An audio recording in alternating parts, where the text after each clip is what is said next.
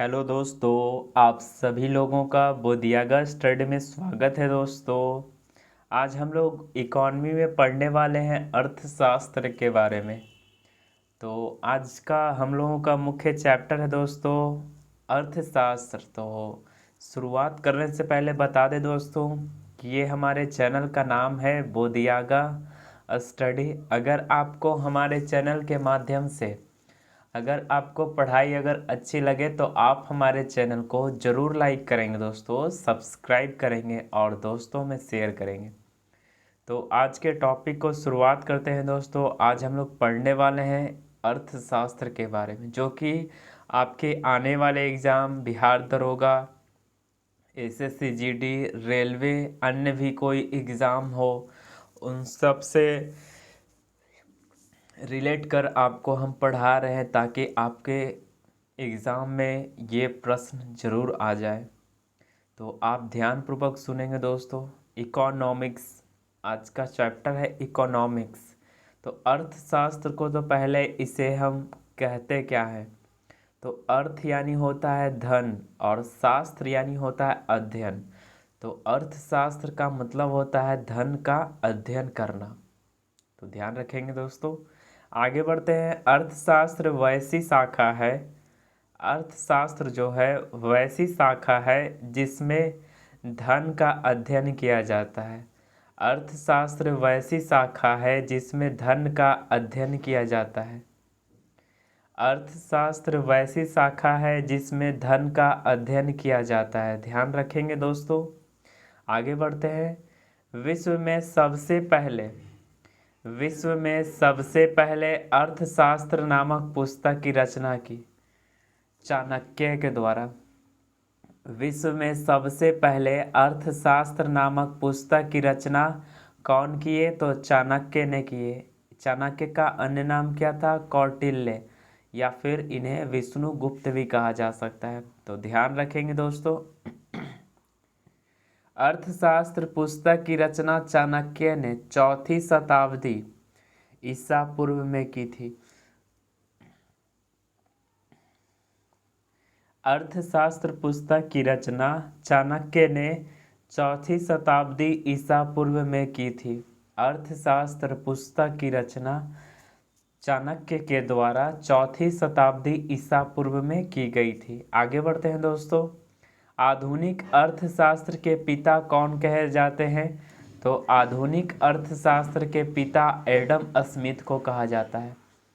आधुनिक अर्थशास्त्र के पिता किन्हें कहा जाता है, तो आधुनिक अर्थशास्त्र के पिता किन्हें कहते हैं, एडम स्मिथ को कहते हैं, जिन्होंने 1776 ईस्वी में प्रसिद्ध पुस्तक वेल्थ ऑफ नेशन की रचना की। आधुनिक अर्थशास्त्र के पिता एडम स्मिथ है, जिन्होंने 1776 ईस्वी में प्रसिद्ध पुस्तक वेल्थ ऑफ नेशन की रचना की। एडम स्मिथ कहाँ के थे, तो एडम स्मिथ स्कॉटलैंड के थे। स्कॉटलैंड कहाँ है, तो ये यूके का एक पार्ट है। यूके यानी इंग्लैंड का एक पार्ट है, इसे ध्यान रखेंगे। आगे बढ़ते हैं दोस्तों। आगे बात करते हैं। भारतीय अर्थव्यवस्था के पिता किन्हें कहा जाता है, तो भारतीय अर्थव्यवस्था के पिता मुचगुंडम विश्वेश्वरैया को कहा जाता है। भारतीय अर्थशास्त्र के पिता कौन कहे जाते हैं, तो मुचगुंडम विश्वेश्वरैया कहे जाते हैं। भारतीय अर्थशास्त्र के पिता कौन कहे जाते हैं, तो भारतीय अर्थशास्त्र के पिता मुचगुंडम विश्वेश्वरैया को कहा जाता है। ध्यान रखेंगे दोस्तों। आगे बढ़ते हैं। 1934 ईस्वी में मुचगुंडम विश्वेश्वरैया ने प्रसिद्ध पुस्तक प्लान इकॉनमी फॉर इंडिया नामक पुस्तक की रचना की। तो 1934 ईस्वी में मुचगुंडम विश्वेश्वरैया ने प्रसिद्ध पुस्तक प्लान इकॉनमी फॉर इंडिया नामक पुस्तक की रचना की। तो प्लान इकॉनमी फॉर इंडिया का हिंदी होता है भारत के लिए, भारत के लिए नियोजित अर्थव्यवस्था, भारत के लिए नियोजित अर्थव्यवस्था। ध्यान रखेंगे दोस्तों। आगे बढ़ते हैं, आगे बात करते हैं दोस्तों। आधुनिक भारत के विश्वकर्मा एवं भारत के नियोजित अर्थव्यवस्था के जनक कौन कहे जाते हैं? तो आधुनिक भारत के विश्वकर्मा कौन कहे जाते हैं एवं भारत के नियोजित अर्थव्यवस्था के जनक कौन कहे जाते हैं? तो मुचगुंडम विश्वेश्वरैया को कहा जाता है। किन्हें कहा जाता है? तो मुचगुंडम विश्वेश्वरैया को कहा जाता है। इसे ध्यान रखेंगे दोस्तों।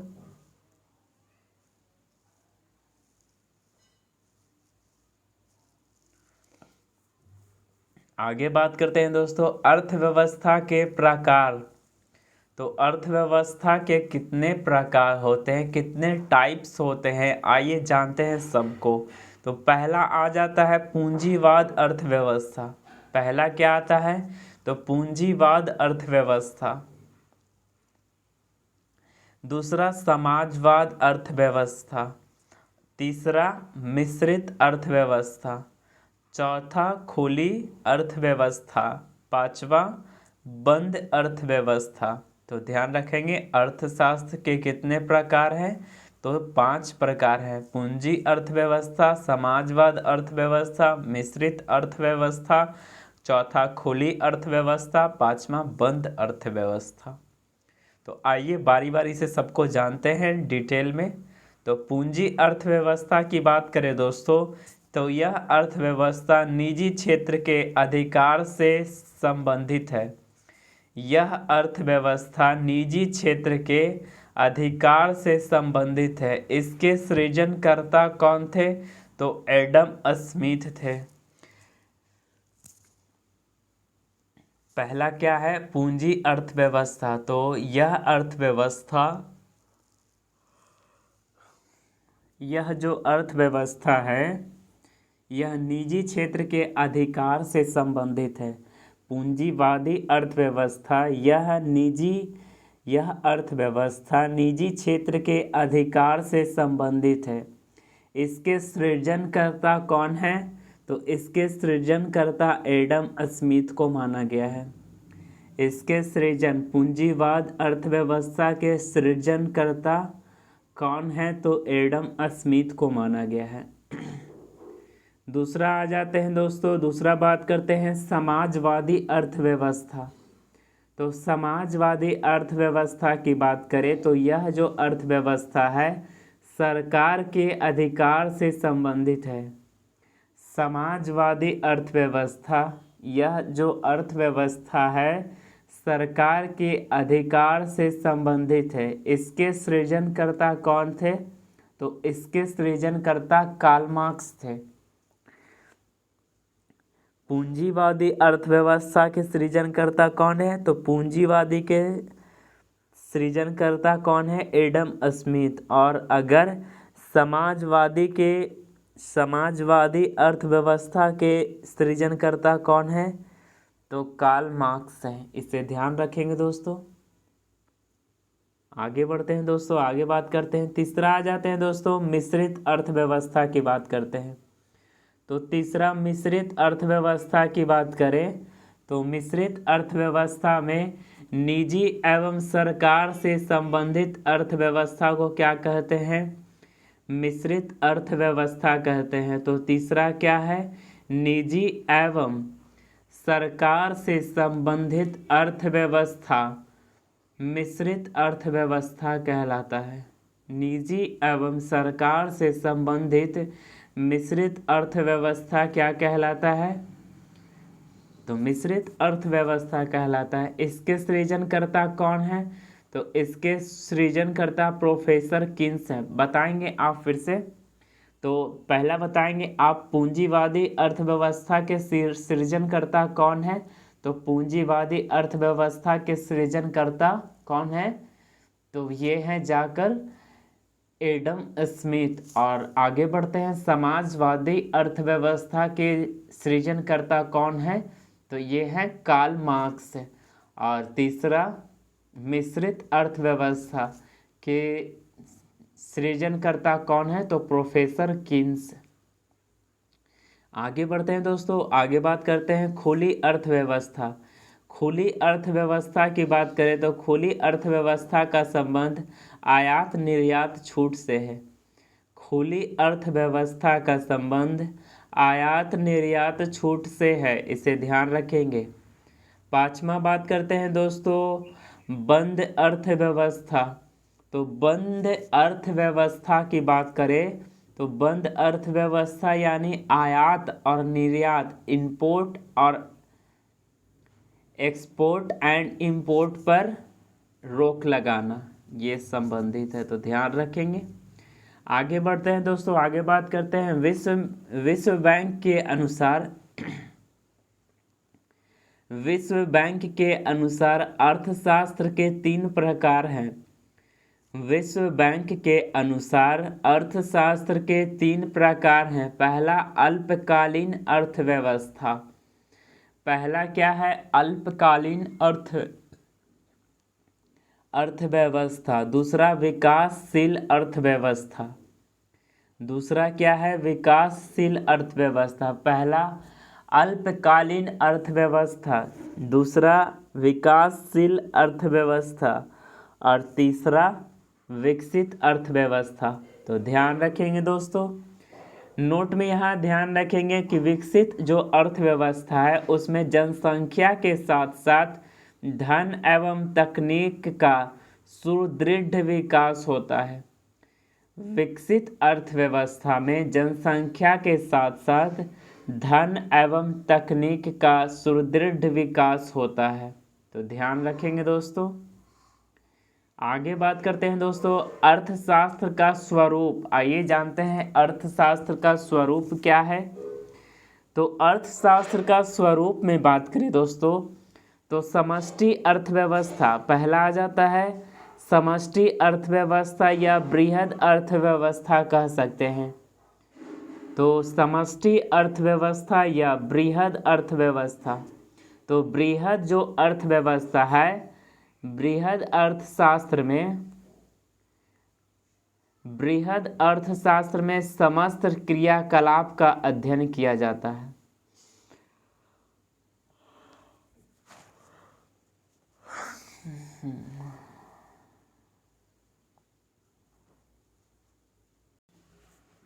तो ध्यान रखेंगे दोस्तों, पहला आ जाता है समष्टि अर्थशास्त्र या फिर बृहद अर्थशास्त्र। तो बृहद अर्थशास्त्र में समस्त क्रियाकलापों का अध्ययन किया जाता है, जैसे राष्ट्रीय आय। दूसरा बात करते हैं दोस्तों व्यष्टि अर्थशास्त्र या सूक्ष्म अर्थशास्त्र की। तो इसमें व्यक्तिगत आर्थिक क्रियाकलापों का अध्ययन किया जाता है। इसमें व्यक्तिगत आर्थिक क्रियाकलापों का अध्ययन किया जाता है, जैसे प्रति व्यक्ति आय। जैसे क्या? प्रति व्यक्ति आय। आगे बढ़ते हैं दोस्तों, आगे बात करते हैं अर्थशास्त्र से संबंधित पुस्तक। तो वेल्थ ऑफ नेशन के लेखक कौन है? तो एडम स्मिथ। कब लिखा? 1776 ईस्वी में। दास कैपिटल के लेखक, अच्छा एडम स्मिथ कहाँ के हैं? तो स्कॉटलैंड के हैं, ये ध्यान रखेंगे दोस्तों। दास कैपिटल के लेखक की बात करें तो कार्ल मार्क्स। कब लिखे? 1867 ईस्वी में। आगे बात करते हैं दोस्तों planned economy for India. Planned economy for India Mokshagundam Visvesvaraya. Plan economy of India या प्लान इकॉनमी फॉर इंडिया, तो इसके लेखक कौन है? मुचगुंडम विश्वेश्वरैया, सन 1934 ईस्वी में लिखा। आगे बढ़ते हैं दोस्तों पॉलिटिक्स ऑफ चरखा। पॉलिटिक्स फॉर चरखा। तो पॉलिटिक्स ऑफ चरखा की बात करें तो पॉलिटिक्स ऑफ चरखा के लेखक कौन है? तो पॉलिटिक्स ऑफ चरखा के लेखक हैं जेवी कृपलानी। कौन है? जेवी कृपलानी। तो ध्यान रखेंगे दोस्तों। आगे बात करते हैं, आगे है poverty and un British rule in India. Poverty and un British rule in India. तो poverty and un British rule in India के लेखक कौन है? तो दादा भाई नौरोजी, जो कि भारत के थे। तो ध्यान रखेंगे दोस्तों। आगे बढ़ते हैं। आगे बात करते हैं दोस्तों, अर्थशास्त्र से संबंधित कुछ महत्वपूर्ण तथ्य हैं, इसे आइए जानते हैं। तो बात करें दोस्तों, भारत में उदारीकरण की नीति कब लाई गई? तो सन 1991 ईस्वी में। भारत में उदारीकरण की नीति कब लाई गई? तो सन 1991 ईस्वी में।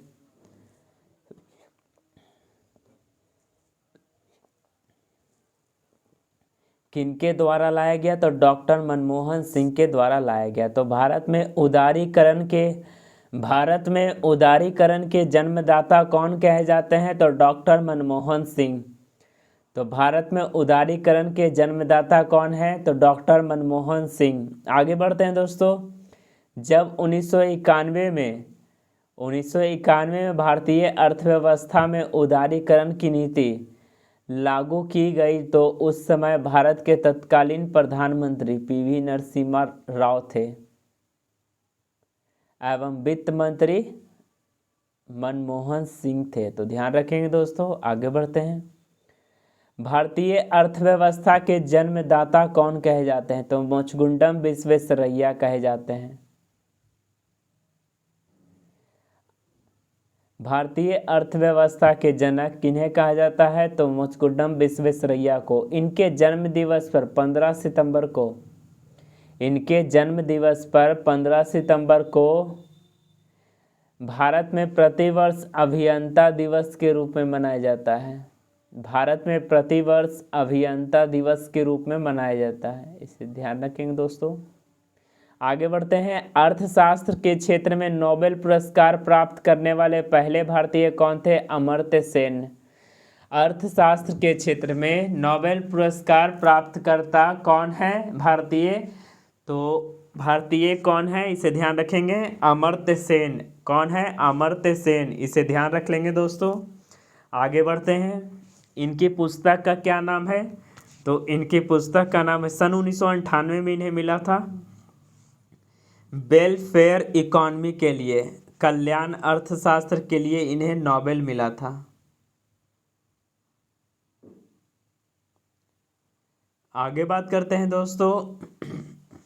अर्थशास्त्र के मुख्यतः 3 क्षेत्र होते हैं। अर्थशास्त्र के मुख्यतः 3 क्षेत्र होते हैं। अब कौन कौन से क्षेत्र होते हैं दोस्तों, आइए जानते हैं। तो बात करें दोस्तों अर्थशास्त्र के 3 क्षेत्र की।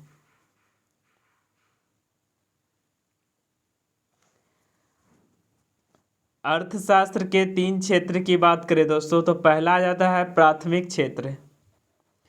पहला क्या आ जाता है? प्राथमिक क्षेत्र या फिर कृषि क्षेत्र के अंतर्गत आता है।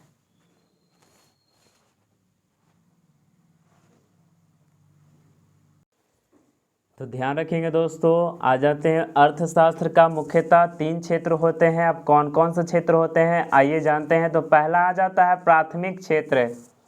पहला क्या आ जाता है? तो पहला आ जाता है प्राथमिक क्षेत्र। प्राथमिक क्षेत्र यानी प्रकृति से जुड़े प्राथमिक क्षेत्र को क्या कहते हैं? प्राथमिक क्षेत्र कहते हैं। प्रकृति से जुड़े प्राथमिक क्षेत्र को कहा जाता है, जैसे वन, कृषि, वन, खनन, पशुपालन, मत्स्य पालन इत्यादि। तो ध्यान रखेंगे दोस्तों। प्राथमिक क्षेत्र या फिर कृषि क्षेत्र। तो ध्यान रखेंगे दोस्तों, प्राथमिक क्षेत्र से जुड़ा कौन कौन है, जैसे में कृषि, वन, खनन, पशुपालन, मत्स्य पालन इत्यादि। तो प्राथमिक क्षेत्र तो हम जान चुके दोस्तों। अब आ जाते हैं द्वितीयक क्षेत्र।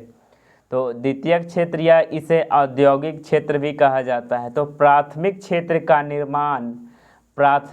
का जो निर्माण अर्थात प्राथमिक क्षेत्र को अन्य रूप में बनाने के लिए, जैसे आपने नहीं समझा, जैसे प्राथमिक क्षेत्र का निर्माण, जैसे प्राथमिक क्षेत्र में माना आपने कि आप किसानों द्वारा गेहूं उपजाया गया, तो वो तो प्राथमिक क्षेत्र हो गया। लेकिन वही गेहूं को कारखाना में ला करके आप उसे मतलब उसे आप बिस्किट बना दिए, चाहे आप उससे मैगी बना दिए, जैसे मैदा का कुछ बना दिए, चाहे आटा बना दिए, तो ये क्या हुआ, ये द्वितीयक क्षेत्र हो गया। तो इसे क्या कहते हैं, द्वितीयक क्षेत्र।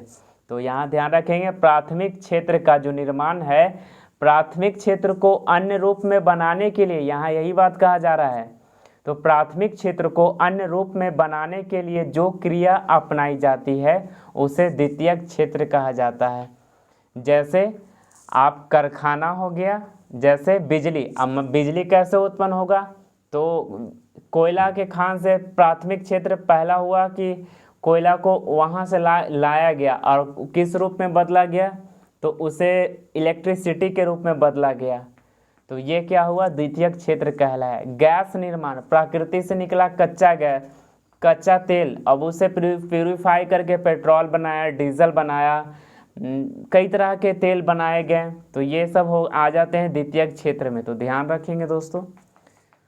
अब आते हैं तृतीयक क्षेत्र। तृतीयक क्षेत्र की बात करें दोस्तों, तो तृतीयक क्षेत्र या सेवा क्षेत्र, इसे क्या कहते हैं, तो प्राथमिक क्षेत्र एवं द्वितीयक क्षेत्र के विकास के लिए, प्राथमिक क्षेत्र एवं द्वितीयक क्षेत्र के विकास के लिए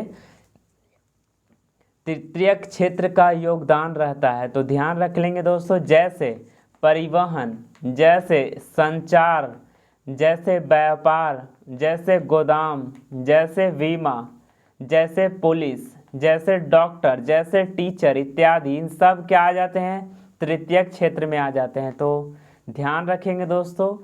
आशा करते हैं दोस्तों आपको यह टॉपिक बेहद अच्छा लगा होगा दोस्तों। अगर अच्छा लगा है तो आप हमारे चैनल को लाइक करेंगे दोस्तों, सब्सक्राइब करेंगे दोस्तों, और दोस्तों में शेयर करेंगे। तो आज का टॉपिक को दोस्तों यहीं तक रखते हैं। थैंक यू, धन्यवाद।